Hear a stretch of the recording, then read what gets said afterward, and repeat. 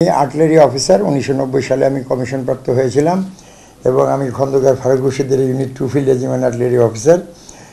আচ্ছা, তো আমার যেটা হচ্ছে যে আমার ক্যারিয়ারে আপনি যদি বলেন ইম্পর্টেন্ট অ্যাপয়েন্টমেন্ট যদি বলি, আমি ইনফ্যান্ট্রি ব্রিগেডের ব্রিগেড মেজর ছিলাম, দ্য প্রেস্টিজিয়াস অ্যাপয়েন্টমেন্ট মেজরদের জন্য। তারপরে আমি ইনস্ট্রাক্টর ছিলাম, চিফ ইনস্ট্রাক্টর ছিলাম আর্টিলারিতে। এবং আর্মির যে থিঙ্ক ট্যাঙ্ক বলে, army research training and doctrine command, তো সেটার ডক্ট্রিন ডিভিশন, সেটাতে আমি সিনিয়র স্টাফ হিসেবে কাজ করেছি। এবং আরও যে দুটো পছন্দের অ্যাপয়েন্টমেন্ট আমি বলি, সেটা হচ্ছে যে আমি বাংলাদেশ ইউনিভার্সিটি অফ প্রফেশনালের আপনি additional director of research centre for higher studies, এখানে কাজ করেছি এবং বিবিএ জেনারেল ডিপার্টমেন্টের চেয়ারম্যান ছিলাম। আর আমার কোয়ালিফিকেশন আর্মি আমার পদে যেগুলো ছিল সবগুলোর হাইস্ট কোয়ালিফিকেশনও পুরো করেছি, বাট বাকিগুলো যেগুলো করার কথা সেগুলো দেয়নি আওয়ামী সরকারের সময়, কারণ একটা অভিযোগ আমার এগেনস্টে ছিল, সেটা হয়তো বা পরে এক সময় বলতে পারবো। আর একটা হচ্ছে যে আমি European centre for security studies এটার গ্র্যাজুয়েট, যেখানে international politics, geo politic and geo strategic factor, এই বিষয়গুলো নিয়ে কালচার হয় এবং I am fellow of that all. Reform is a paradigm change, এটা কিন্তু রিপেয়ার না। আমি just to cite an example, একটা গাড়ি যাচ্ছে, আপনার একটু কোথাও পিন দিয়ে ফুটো হয়েছে, পাম্প চলে গেছে, আপনি কিন্তু জাস্ট ইমিডিয়েট রিপেয়ার করে নিয়ে চালাতে পারবেন। রিফর্ম হচ্ছে আপনার টোটাল টায়ার সিস্টেম, টোটাল সেই গাড়ির যে আপনার ড্রাইভিং হুইল থেকে শুরু করে সিস্টেম চেঞ্জ করা, মানে একটা প্যারাডাইম শিফট।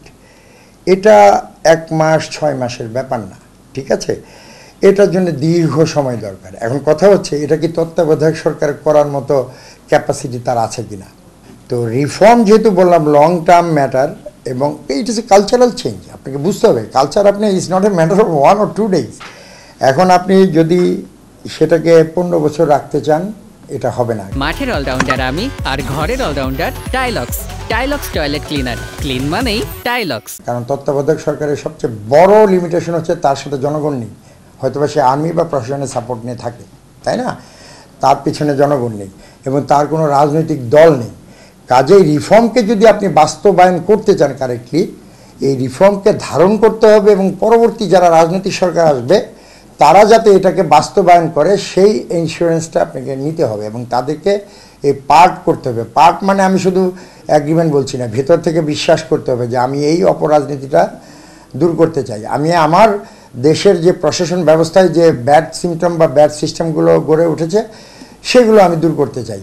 তাহলে তাদেরকে নিয়ে, কারণ আপনি জানেন রাজনৈতিক সরকার ছাড়া এটা গ্রাসরুট লেভেলে এই চেতনা ছড়িয়ে দেওয়া বা এটাকে এটা কিন্তু সম্ভব না। আপনি রিফর্ম আমাদের শহরভিত্তিক কিছু এলিট শ্রেণী বা আপনি বলেন যে শিক্ষিত শ্রেণী, তারা হয়তো বুঝে।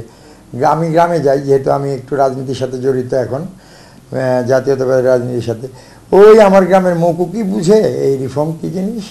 তাকে বোঝাতে হলে আমাকে তাকে এডুকেট করতে হবে, তার মাইন্ড সিনথেসাইজ করতে হবে, এই রিফর্মের উপকারিতা সেটা বোঝাতে হবে, সেও ধারণ করবে, রাজনৈতিক দল যারা সরকারে আসবে তারাও ধারণ করবে এবং টোটাল নেশন এটাকে বাস্তবায়ন করতে হবে।